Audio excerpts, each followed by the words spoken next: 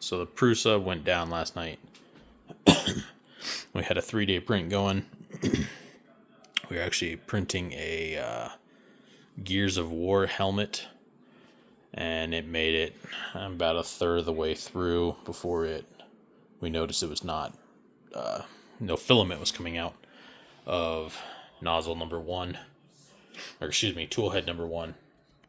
So we took it all apart, found that there was a clog. This is tool head number 2, but it's going to show us here. Found that there was a clog in the nozzle here. The nozzle actually goes from this little brass tip right there all the way up to here, just underneath this screw up here. Feeds all the way up in there. You can kind of see, look on this side, you've got the filament that goes in. That silver pipe right there is the actual top of the nozzle. So about halfway down, just behind this fan here, it clogged up. So we spent a few hours yesterday trying to get that unclogged by heating up the block and getting that filament moving again. Then we took it apart trying to get that filament unstuck from there, but we are unsuccessful in doing it. Somebody's got a tip on that, on what you can do to get it unclogged.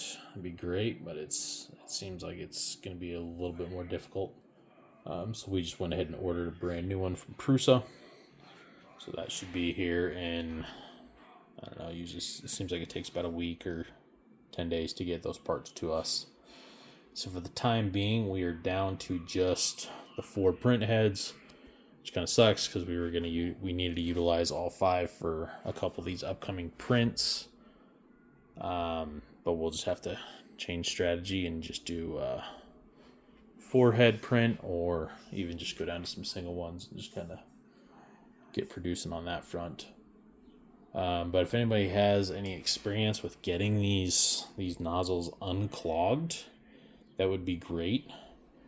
There's been another flaw that we've noticed with these nozzle design. It actually seems quite poor. So that nozzle goes all the way down here and is fed all the way up here. And there's quite a bit of pressure that comes from pushing the filament down into that. And the only thing that holds the heater block, the nozzle, all of that in place is a little screw behind this plate. Oh, sorry, not behind the plate.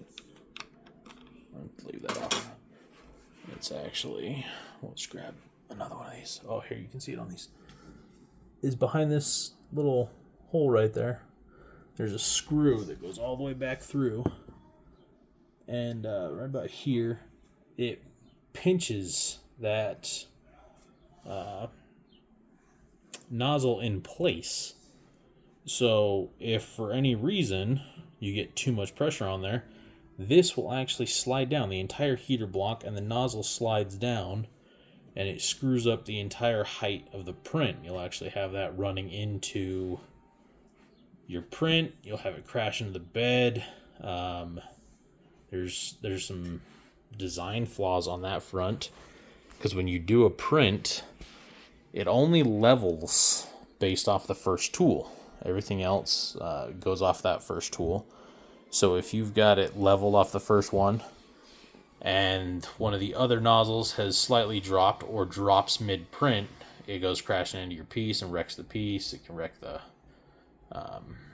bed. It's just kind of unfortunate that there's only that one little screw that is holding a flat part of the nozzle in place.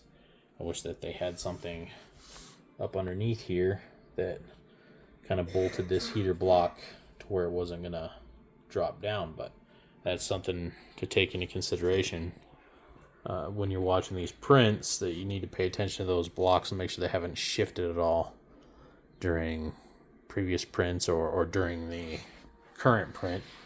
But as of right now, that definitely seems like that is a kind of a big flaw with these XLs. But yeah, for right now, we're down to just 4.